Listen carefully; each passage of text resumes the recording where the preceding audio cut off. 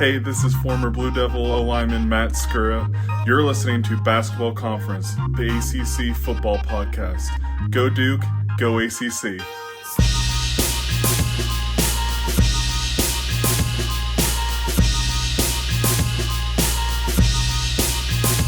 All right, welcome back in Basketball Conference, the ACC football podcast. We have finally arrived at our final season preview, and Justin Ferber is with me, Cavs Corner. Justin, you're a friend of the show, of course. You've been on with us several times now.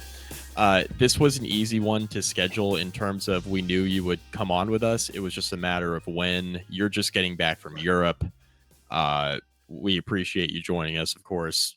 Different body clock time, all that good stuff. But you're back. Yeah. It's football season. How are you? How was it? How are things? Yeah, I'm ready to get right back into it. It's kind of cool, coming back, and it's like, okay, football's this Saturday, so or even Thursday for other games. So definitely cool to have, sometimes the last few weeks of August drag by as football is approaching and you just want the season to get here. But taking a 2-week vacation right before definitely helps. But yeah. For sure. Yeah, for sure. Nice. Good stuff. So we had you on in the spring. This is it's a Virginia Tech alum, where I sit here. We have pretty pivotal years coming up for both Virginia schools here in the ACC. We had you on in the spring. We talked a little bit about it, but we have, as I mentioned before we hit record, we have a lot of new listeners this time of year, everybody getting excited for the football season. So refresh us on where we are at with Tony Elliott. Obviously entering a pivotal year. It's been very up and down so far. He seems to have some support from the athletic department in terms of Carla Williams. Seems like she doesn't really want to move on him from a firing standpoint if she can avoid it. But what is his hot seat looking like entering what seems to be a pretty pivotal year for? Yeah, it's interesting because a lot of times when a coach is in this position, they've had a few bad years in a row, and maybe the expectations aren't there for that, next year, the hot seat year to be better, right? So a lot of times it's like, okay, well, if the season goes the way we think it's going to go, then he's probably going to be gone. In this case, I feel like there is a lot of optimism that they're going to be better.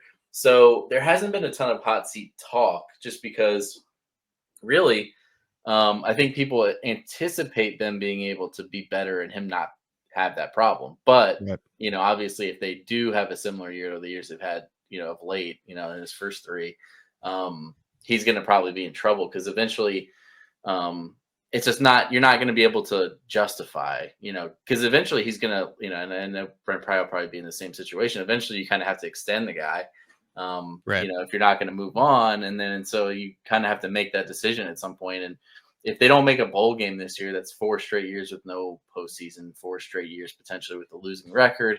And they also, I know he said it today in his press conference, but their sort of identity or motto or whatever for the season is not having excuses anymore, right? So they're saying it because they've had a lot of infrastructure stuff that's come through for them, the new football facility, everything. They had a lot of resources financially, come through to help them get transfers. And that was, really helped them improve the roster this offseason. So I think they're in a position where they feel like they have the talent to be a lot better. And it's going to come down to whether they execute it because you mentioned the athletic department has been sort of all in on this. Tony didn't make any staff changes, in the offseason, which can be a good thing, to have continuity. But after 3 straight losing seasons, sometimes you would expect there to be some.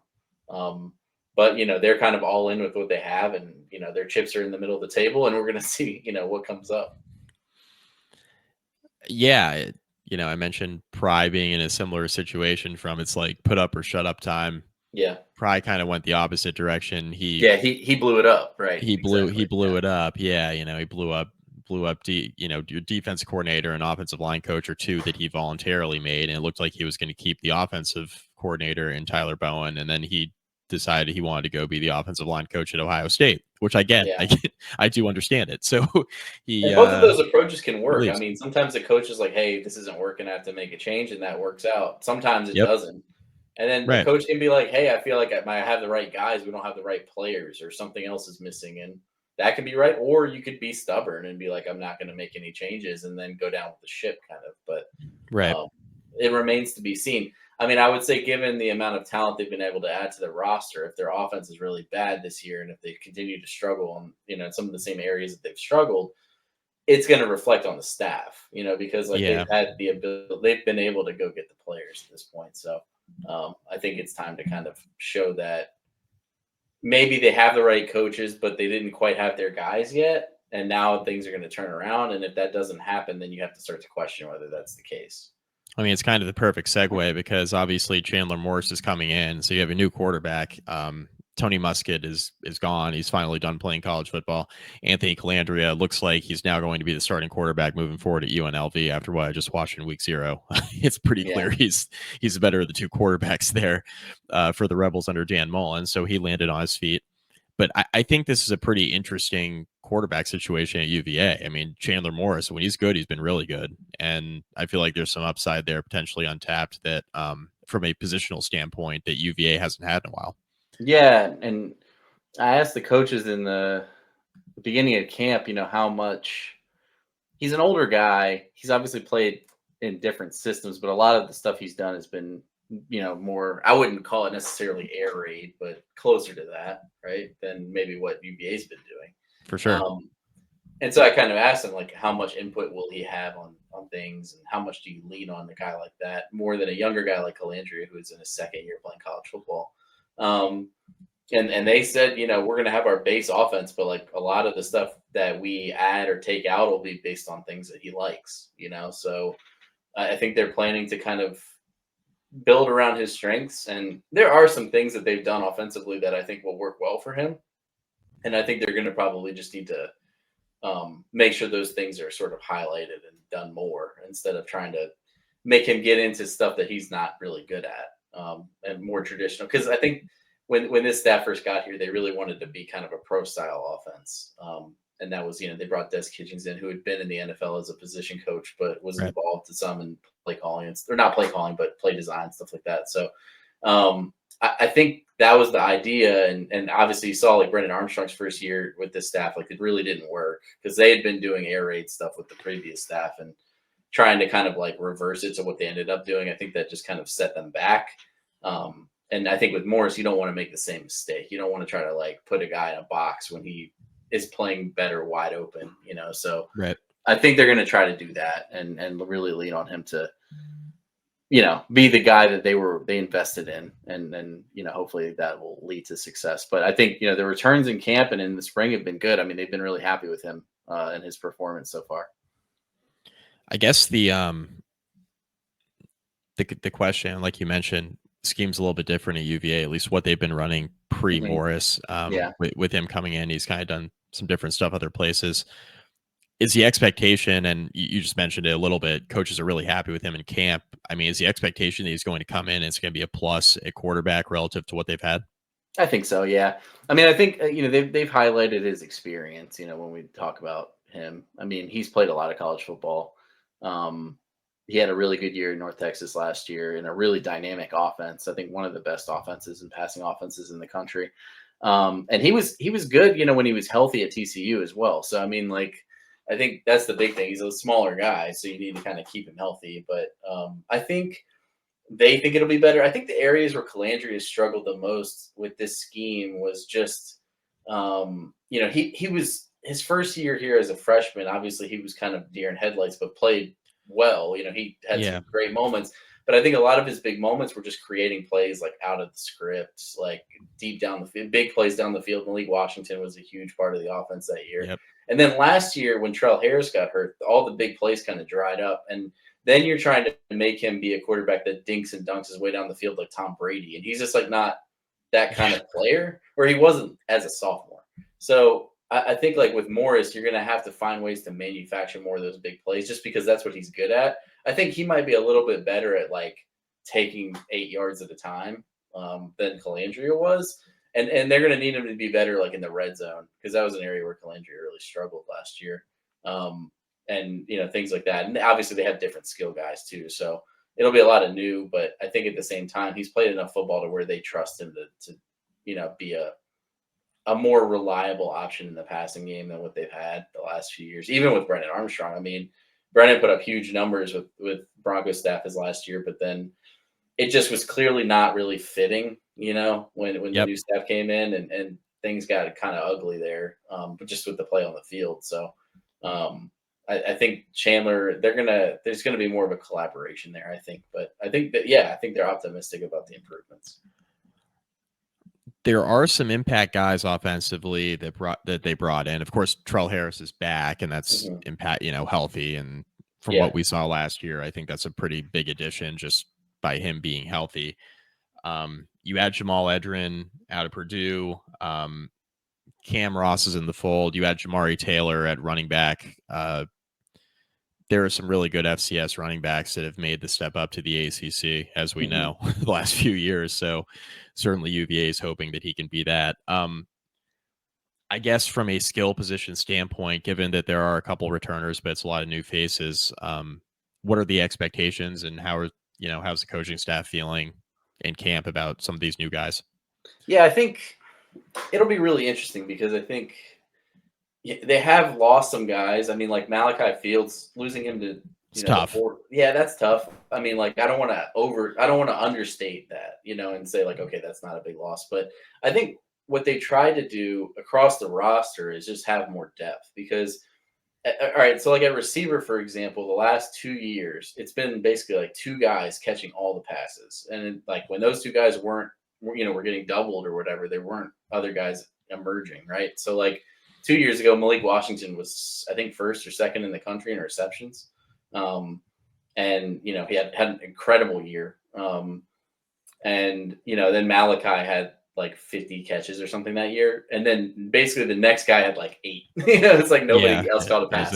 And then last year it was Trell Harris and Malachi to start the year. And then Trell Harris got hurt in the third game of the year and missed every game from there until the finale. And that, I mean, he was kind of taking the top off the defense and stuff like that. Malachi's not that kind of player. He's more of a possession guy, but a good one. And those two guys were basically going to be the guys. And then once Trell got hurt, I think it put a lot on Malachi. I mean, he was getting double teamed a lot and stuff like that. And nobody else was emerging. And so I think the goal this year with like the guys they've added and younger guys, especially at the receiver position that they like a lot, is that they'll have more depth, spread the ball around more, make that a little bit more difficult for opposing defenses to scheme for. And then I think that'll be good for Morris as well, because he's the kind of, like at North Texas last year, they spread the ball around a lot to different guys. And then at the running back position, I think they feel pretty good about where they are. You mentioned Jamari Taylor coming in from NC Central. He has actually, I think it's fair to say he's exceeded their expectations.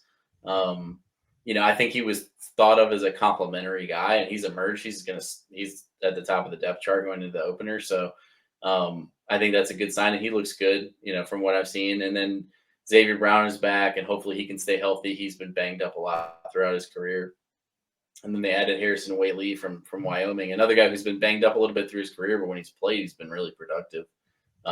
So that's an interesting addition too. So I think there's just more depth, and there might not be. You might not have a Malik Washington type guy on this team that's going to catch 100 passes, but if you can get a bunch of guys that can catch 30 or 40, I think you have something. Yeah, I mean, it might be better just because of what Chandler Morris has done previously. It might, just like you mentioned, kind of might be better that they're going to spread the ball around a little bit more. Yeah, for sure. So, the biggest question I have on offense, just based on what we talked about when we had you on in the off season, and then what you were telling me before we hit record about fall camp, is the offensive line, because I know that there have been some injuries there. People have been banged up, but they brought some guys in there too. So walk me through current state of things on the offensive line heading into the opener against Coastal. Mm-hmm. Yeah, so I'll start with the injury stuff. I mean, in the spring, they lost Monroe Mills, who's an impact transfer tackle from Louisville. Frankly, I mean, obviously this stuff's not public, but he was one of the more expensive transfer linemen probably in the portal, and a really good tackle. And he tore his ACL in the spring, so he's going to miss the whole season. And he's hoping to play next year, which would be a nice win for them if that happens. Who knows? And then, in the spring, they went out and added a few more guys. And part of that was knowing that Mills is going to be out. So you're like, all right, we kind of almost have to backfill, which is a nice thing, that you're able to do that. But then one of the guys that looked like a potential replacement for him, McKeelan Thomas, who was an all Sun Belt player at Arkansas State, breaks his foot, like the third day of camp and on a non-contact, just freak injury. So he's going to miss at least like half the season, probably more with that injury after surgery. So that's a blow. But like I said, they've also added a bunch of other guys. So right now their offensive line, the left tackle and left guard are returnees from last year, probably their two best linemen from last year, Mikhail Boley and Noah Josie, two older guys who've played a lot. The starting center is going to be Brady Wilson, who was one of the best centers in the portal from UAB. He's a really experienced older player. I think he's going to be maybe their best offensive lineman. And then the right side is where you kind of got into a lot of the competition in camp, where it was, how's this going to shake out with all the transfers. And right now, going into the opener, they have Drake Metcalf at right guard, who was a transfer addition last year. He started his career at Stanford and then went to UCF and then came to UVA to reunite with his Stanford offensive line coach. But then he got hurt last spring, so he missed all of last season. Now he's back and actually kind of surprisingly, I think, won that job at right guard, at least for now. And they have some other transfers that were in competition as well as a couple of returnees. And then at right tackle, they got Wallace Unamba out of the portal from Kentucky in the spring, and he's penciled in at right guard or right tackle, and he's just a massive human being. He played at New Mexico for Bronco actually last year, and transferred. He was deciding between UVA and Kentucky in the first portal window. Went to Kentucky, then went to UVA in the portal in the spring. So these things are very hard to follow and weird, but that's football right now. So he's penciled in at right tackle. I mean, it remains to be seen. They have a lot of new faces, and it's going to be interesting to see how it goes on Saturday against Coastal. But I think there's optimism for improvement. I mean, the offensive line really struggled at times last year, and some of those sacks were on the quarterback too, just holding the ball too long. But I mean, they gave up a lot of sacks, and they're going to have to improve that in a major way. And the good thing I think too is like one of the areas that this roster has struggled with just entirely across the board in the Elliott era is depth. And I think even some of that was there when Bronco left, that they just didn't have a ton of depth and lost a bunch of offensive linemen and some other positions. They didn't have a lot of depth going into that 2022 season. And that has hurt them. When injuries happen, they've like last year against North Carolina, they had to play a guy at center that had never played center before, like in his life. Yeah. And then like he was snapping the ball. I think it was like 3rd and goal at the 5 early in the game, and he snapped the ball like 10 yards over Calandria's head. And like that's the kind of play that can completely change a game, right? So they're not going to have that issue this year because they could have theoretically like 2 offensive line units that would be just as good as what they had last year, even the second group. So I think that's a good sign, but I mean, like it remains to be seen. Like, are these positions locked up? Are the battles going to continue into the season? Like who's going to get dinged up and who's going to come in to replace them? So, yeah, I do like that Elliott has at least thrown bodies at the issue, right? Like he's like, all right, we need depth on the offensive line. Obviously, last year wasn't going to cut it. Let's just. I mean, they added 3 tackles in the spring, and they didn't need to from like a numbers perspective. They had enough guys, but I think they were like, well, we might as well just keep adding to it, So. Tech did something similar at safety because they were so thin at safety. I mean, they were playing like freshmen at safety last year, and they were so thin behind them. I think it was kind of a similar thing. It was like, let's just try to bring in as many guys as we can. Let's get into as many transfer portal discussions as we can with these players and hope a few of them hit. Yeah. So I do appreciate that that Tony Elliott's kind of taking that same approach. So offensively, there are some skill guys. Obviously, Chandler Morris, I think, is an upgraded quarterback. The running back room seems pretty solid, should be pretty good. Offensive line, the hope is that it'll be better. At the very least, there's some depth there where, they shouldn't run into an issue where they're playing guys out of position, out of necessity. Defensively, so, I mean, we just talked about transfers on the offensive line. There were a ton of transfers, at least from what I've been reading and getting prepared for this podcast, a ton of transfers in the front seven, especially for Virginia. But I know it's a ton of turnover in general on the defense. So I guess walk me through. I mean, I know the depth chart's out. Walk me through what this is going to look like and kind of expectations for that side of the ball. Yeah, a lot of new guys just across the entire defense, but I mean, I think it's a good thing. The defense has not been as problematic, maybe as the offense in the Elliott era most of the time, but they've had similar issues with depth and stuff like that. And if you have one or two guys that struggle or get hurt or something, you can have some problems. And something that Tony actually mentioned today was like he was saying when they were playing ACC opponents that had deep defensive lines, they just noticed how big of a difference it made for them offensively. And UVA didn't have that, so they had guys playing 60, 70 snaps when they really, I mean, other teams could, Clemson, whoever, could just kind of like rotate new guys in all the time. And so I think their approach was like, let's go out and do that. So they went out in the portal and added a bunch of different defensive linemen that were impact players at their previous schools, or potential guys like Hunter Osborne from Alabama, who redshirted and then played as a backup last year, but was a highly rated guy at high school and could become something here. But yeah, they added a bunch of guys up front in the interior defensive line to kind of help Jameer Carter and rotate there. They have a lot of depth there. So I feel pretty good about that group, at least in just the interior run defense. The edge group was the area where they really needed to make improvements because they were terrible at creating sacks last year. Some of that is just the scheme, but a lot of it was just they couldn't get off blocks, and they had a couple older defensive ends, and I feel like they just kind of were out of gas. They were older guys. They didn't have any depth behind them, or if they did, those guys got hurt. They had a key injury in camp last year to one of their defensive ends, and they just couldn't get after the quarterback, and it cost them. And they had trouble with that. Just created trouble for them getting off the field. I think this year they tried to prioritize that. They added Mitchell Melton, who I think will be an impact player from Ohio State.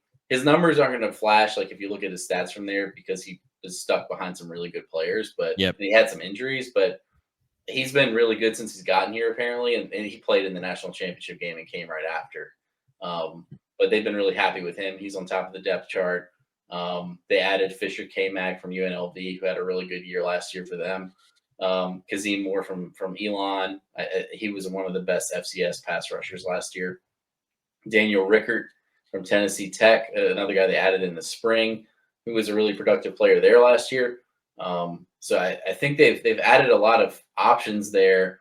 And really they just have to figure out what works and be able to kind of mix and match pieces. I think that's what they want to do, is rotate guys in and out more, create more mismatches, and create more chaos for tackles trying to block different kinds of guys. And that's where they're really going to need to make strides. And then in the back end of the defense, like you have Antonio Cleary back, but he's battling an injury right now. Hopefully he'll be ready for NC State or maybe the game after that. But he's a guy who's in year 7, but part of the reason he's in year 7 is because he's hurt a lot. So there's that. And then they added Devin Neal from Louisville in the portal. I think that's going to be a key addition in the secondary. And then they have a bunch of new corners, right? So they're all still kind of competing, I would say, for playing time. But Emmanuel Carnley is probably the one that stands out the most right now. Transfer from – we played at Arizona last year, then transferred to Miami, then transferred to UVA in the spring. You're noticing a trend with that.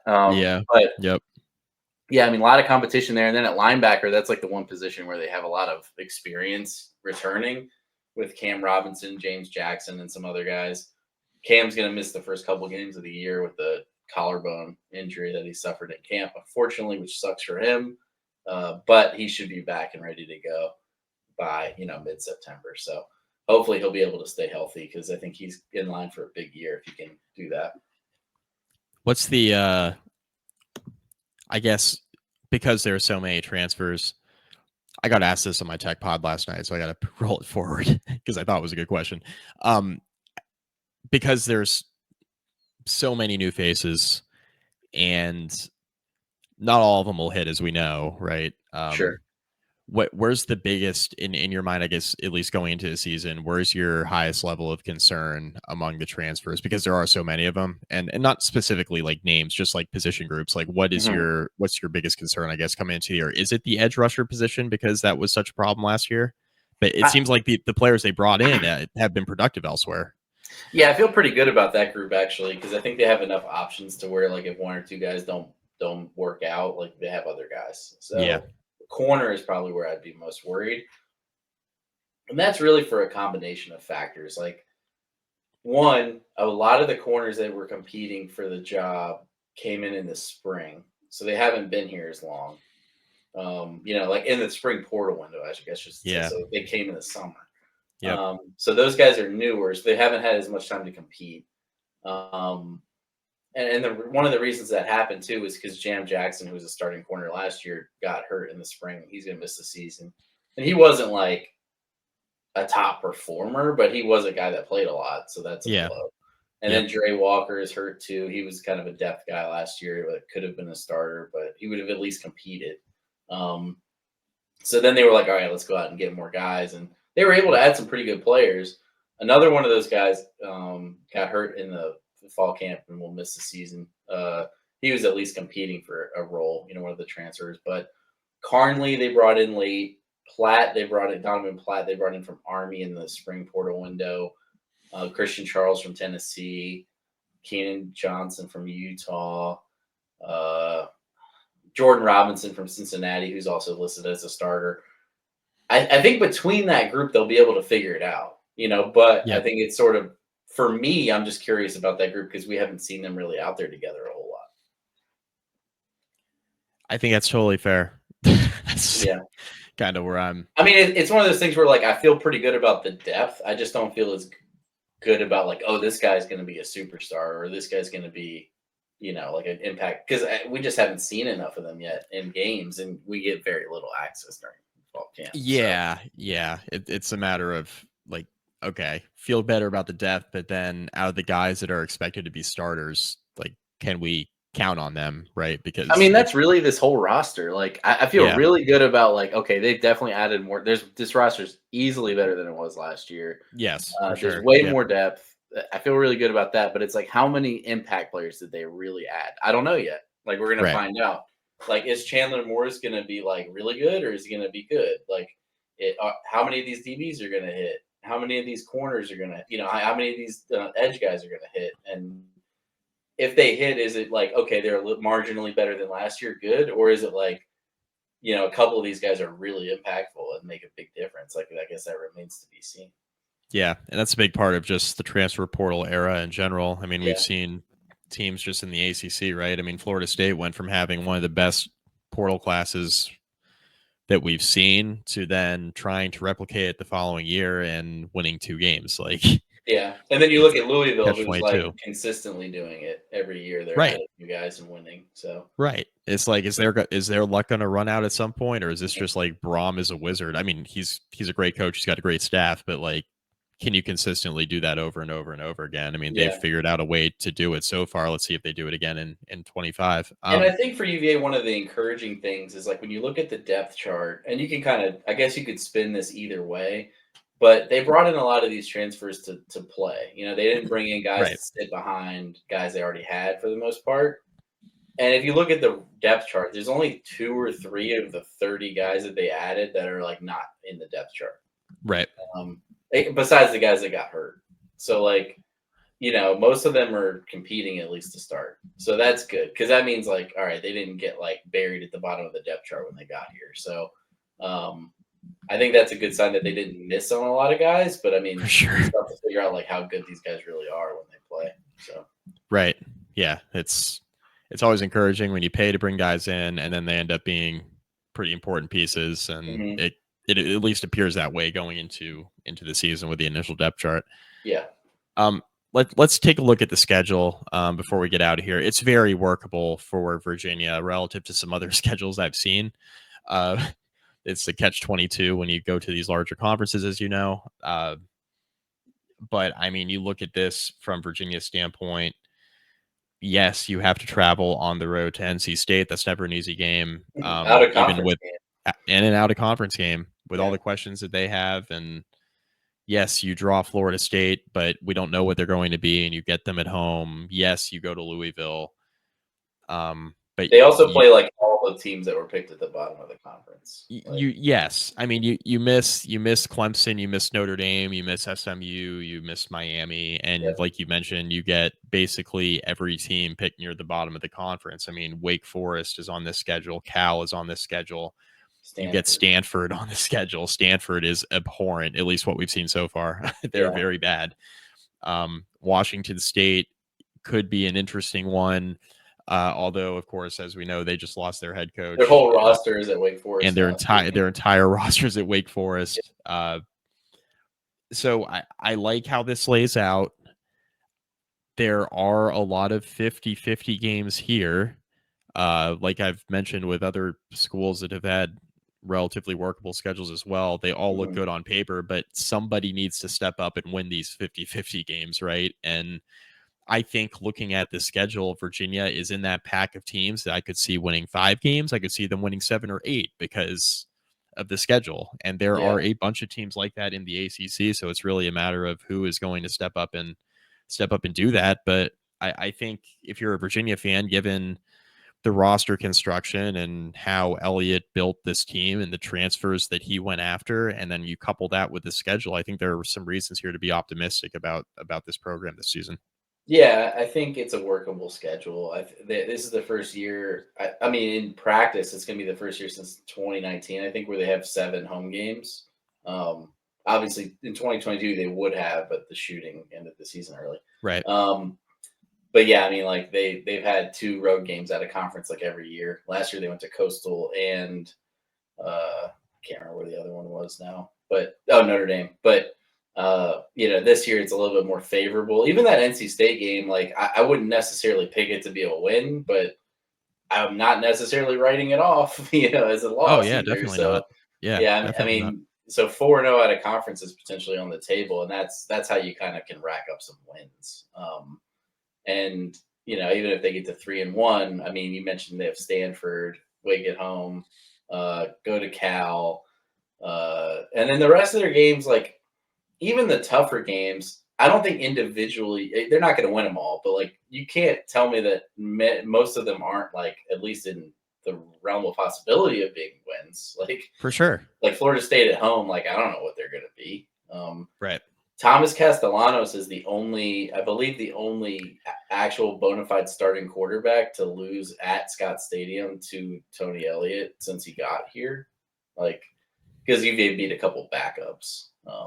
I think Castellanos stinks. I've been on that for a while. Yeah, and if he does, then they're probably not going to be very good. Right. It's like then that's a winnable game. It's on a Friday night at home. If you're 4-0 or something at that point, like maybe you get a good crowd for that. And then Duke, I think Duke's going to be pretty good on the road, and Louisville will be tough on the road, but they've played Louisville every year, so and those games have been pretty competitive. UVA had them in Charlottesville last year and kind of let them off the hook. They did, let go of the rope a little bit. Yep. Yeah, so I mean, we'll see what happens. I think the interesting thing to me is that the first month or so of the schedule, they have some wins built in there, I think, but they also there's that Florida State Louisville back to back before the bye. I think that'll be tricky. The back after that though, after they get past Louisville, I feel like the schedule is pretty workable. North Carolina on the road will be tricky, and then I wouldn't, obviously you can't just pencil in wins at Cal and places like that, but I think they could do some damage in the back half of their schedule. So the real goal would be to try to get through that Florida State Louisville stretch with, if you could get to 4-2, I mean, you could be in really good shape. If you can get to 3-3 or better, you're at least viable, and I think it might really come down to what kind of season they have. Even if they get to 6 wins, if they're 6-5 going into the Tech game, I think how people view the season will come down to what happens in that game, if they're 5-6 going into that game or something like that, then it's jobs could be at stake, right? So, it just depends. But I think how they close out the season will be interesting. But I think there's some wins here. I mean, they just need to come together. Obviously they have so many new guys, so you hope that they can kind of quickly come together and be, look good this weekend against Coastal, and then be able to compete with, an NC State team. And that's another thing too, is if you look at their schedule, they play a lot of weird coaching situations. Coastal has 2 new coordinators. NC State, I believe, has 2 new coordinators. That's your first 2 games. William and Mary is William and Mary, but they have a new offensive coordinator. Stanford has an interim head coach. Florida State has a new coordinator. And then you have like down the schedule, you have Wake as a new coach. Washington State has a new coach. Yeah. Tech has 2 new coordinators. Yeah. So, I mean, like, and by then, I mean, it might not matter because that'll be game 12. But, right. I think like there's an opportunity here to maybe, and I don't want to say look better on paper than they really are record wise, but I mean, they could be pretty good this year if things come together and they stay healthy. I think they could be a solid team that easily makes a bowl, and is competitive. I wouldn't say for the ACC, but like a decent enough team, right? And that's what they need, right? More than anything. So, yeah, I've been trying to tell Tech fans, I think Virginia is going to be better, and because I like the roster, and then I like the schedule too, but I like the roster, and I think those 2 elements are really important. And I mean, if they're not good with what they've done in the schedule, then it's a pretty easy decision, I think, at the end of you know what I mean? Like, yeah, I agree. It's a good thing, I think, for the program. It's like, okay, they're either going to be good and maybe they can turn a corner here, or they're not going to do that. And then you clearly need to turn a different corner, Right. It'll be clear cut, at least the decision. Yeah, I don't think it's going to be like a split decision, The worst case scenario maybe would be like they kind of limp to 6-6, and then you're kind of just like, what is this? Like, was this just like a bunch of transfers came in and that was enough to get them through like kind of a weaker schedule and they got to 6-6, but this program's not really going anywhere? Because like the thing is, kind of like a elephant in the room beyond like the hot seat stuff is, what are they going to do next offseason? The rules are different now. Yep. And if you look at the roster, like a lot of the guys they added are seniors. So you're going to have like a plan for next year. And maybe like if they win 8 games this year or something, they'll probably be able to do that. But like, easier. Yeah. If they don't, then it's like, then what are you doing? So We'll see. But I think it's a manageable schedule. But I would also say the last time at UVA that we thought that was the case was Tony's first year, when it was like they were playing like Syracuse early in the year and Illinois at a conference, and like it looked easy. And we were like, this team could win like 9 games if like, because Brendan Armstrong and Dante guys are back. And it just flatlined quickly. And it was like, okay, all of a sudden, and then like Duke was supposed to be terrible in Elko's first year, and he wins like 8 games. So all of a sudden that game was hard. And then all of a sudden you're like, oh, this schedule wasn't anywhere near as easy as we thought it was going to be. Yeah. And then this team, it was worse too. So then they won 3 games, right? So things can kind of turn on you quickly. And that was kind of my point, because I mean, there are a lot of not just in regard to UVA, but there are several schedules in the ACC this year that look easy, but that's because they're all playing each other. So like somebody's going to have to win these games. Yeah, the Wheel of Destiny or whatever, right? Right, exactly. And then health is going to be a huge thing for all these teams. They're so similar. Like you're a Chandler Moore's injury away from being much worse, potentially.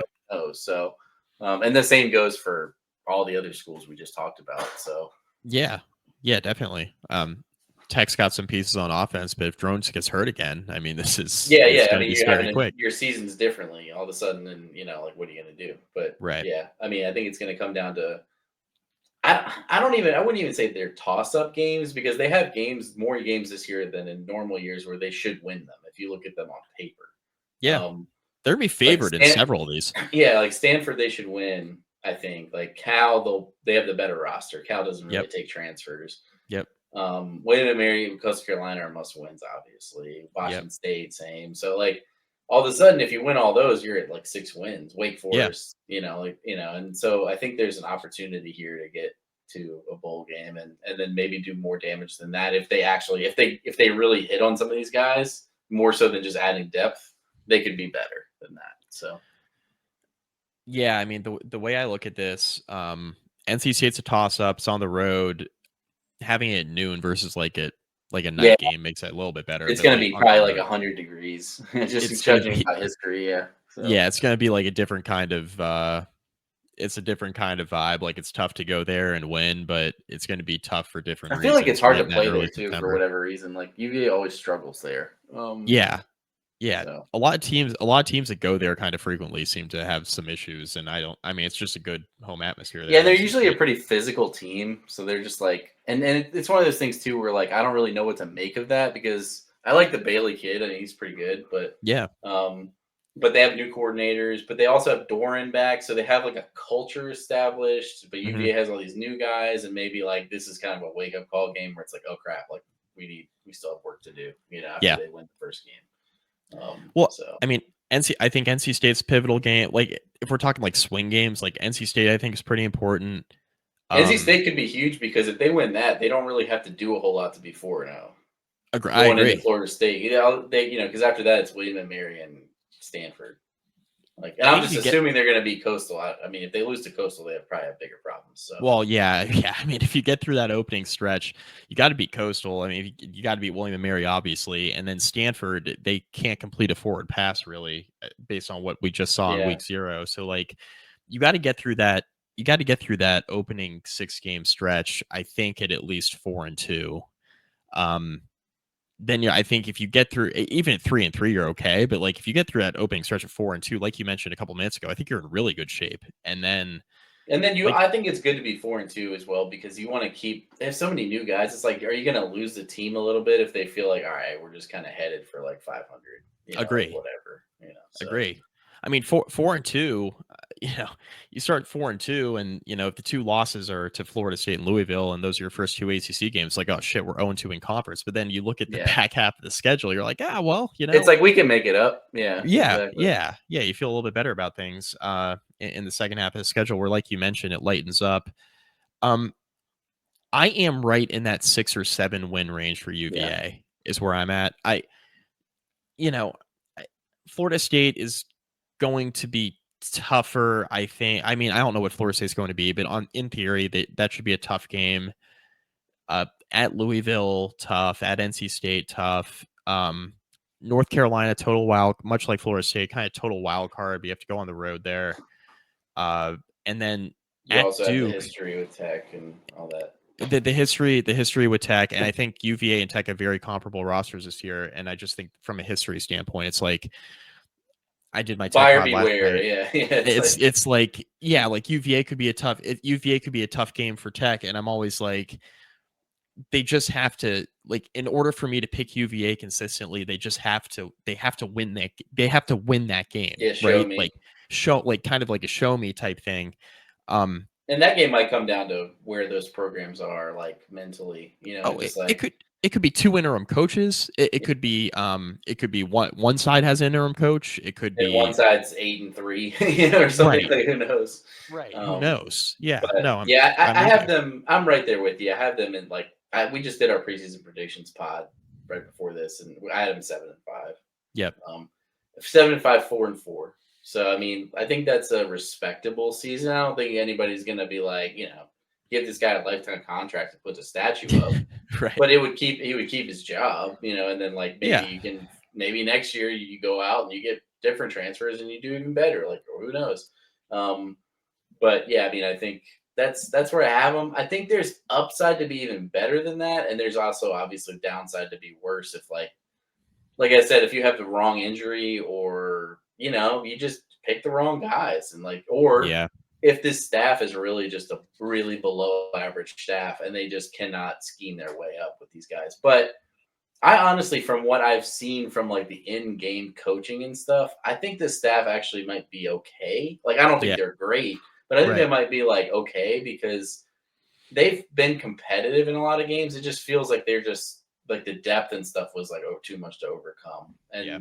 and the offense like they couldn't figure out a way to manufacture points, and some of that's obviously on the staff, a lot of it. But I've also seen them kind of hang tough with like some pretty good teams, and like they beat a ranked Pitt team on the road last year. Obviously, Yeah. Pitt kind of imploded, but and they beat BC at home and played pretty well in parts of that game, and started off the season 5-1, and then things kind of just unraveled. But some of Yeah. that was health, and some of that was we knew that though. Like the back half of the schedule was brutal. horrible last year. Brutal.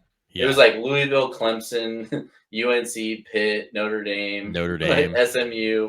It was really bad. So yeah, I mean, but we kind of knew that in the preseason. So Yeah. this year, I think it's a little bit more balanced. It's just going to come down to like, can they take care of business? Do they win? And then how many of those games that right now I would say like, it's probably like 60-40 against them, like NC State. How many of those can they flip to wins? Yeah. So. Yep. No, totally with you. I mean, hey, 7 wins, I think gets Elliott back in the good grace. I mean, it should get Elliott back in the good graces of the fan base, I would think. It at least shows some progress. I mean, last year you saw a little bit of progress, but it wasn't enough to, and obviously like the way the year ended with all the losses. And then they just, that Tech game on the road, like, not to say they should have been favored or anything, but it didn't seem like a totally unwinnable game. Tech's playing with their third quarterback, and they just didn't play good in that game at all. So that's the kind of thing that like, it's just going to rub people the wrong way. But obviously they were still able to get a lot of their donors and folks on board with, hey, let's rally around what we have here and try to win with this staff. So, I think it's possible. I will say Tony seems much more like laid back and confident right now than normal. So maybe I don't want to be a body language expert, but I feel like he feels pretty good about things. So we'll see what that portends for the season. I think it probably helps, like you mentioned, having some organizational alignment, even coming out of a few tough years, and then the portal guys you brought in, and then looking at the schedule, you're like, all right, we can win some games here. Yeah, I think it's totally fair. Justin, appreciate it, man, as always. Give everybody, I want to give you a chance, of course, to plug where you're at and let everybody know where they can find your stuff. Yeah, of course, CavsCorner.com. We are ramping up for football. Really excited about the move to On3, which is obviously big for us. So we're really excited for the football stuff. And then basketball's right around the corner, and they have a whole bunch of new guys on the basketball team too. So, we'll be learning all that as we go, but definitely excited to get out of the doldrums of summer and into the football and basketball seasons. Yeah. Sports are back. We're back. On the college scale, we're back. So I was trying to find the Kansas State Iowa State game on Italian TV the other night. Oh yeah, how'd that go for you? Did not find it, yeah. but I was excited that I had the opportunity to look for it. Yeah, exactly. Yeah, you want to at least give yourself the option. So yeah, no, I do appreciate you searching for it on vacation. Good stuff. Justin, I appreciate it. Always gracious with your time. A lot of good information. Again, CavsCorner.com. Go check out all their stuff. They do a really good job over there. And yeah, like you mentioned, Justin, y'all moved to On3, and I know it's been a big deal for several of our guests for other schools that were with rivals previously, and they moved to On3, and everybody seems pretty happy with the direction of things, and it's all good stuff. So good to hear that transition's going well, and should be an interesting year for UVA. So appreciate you coming on as always. Absolutely. All right, that's Justin Ferber, CavsCorner.com. Big thanks to him once again for joining. We will be back. We have the week 1 preview. We're finally done with our season previews, got through all of them on time. Joey and I found a way to make it happen. So once again, we're batting 1,000 in terms of getting all the season previews out before the season, even with 3 extra teams in the conference now. Week 1 preview will be live. I think this recording with UVA is going up after the week 1 preview, so you guys have probably already listened to it, but if not, go check it out. Wherever you find your podcasts, also check out our youtube.com/@the-ACC-football-podcast, where you can find all of our stuff. Live reaction shows on Saturday nights throughout the season. That's our bread and butter. Try to get the fans involved, so please come check us out there. But until next time, for Mr. Justin Ferber, I'm Mike McDaniel. Go Hoos and go ACC.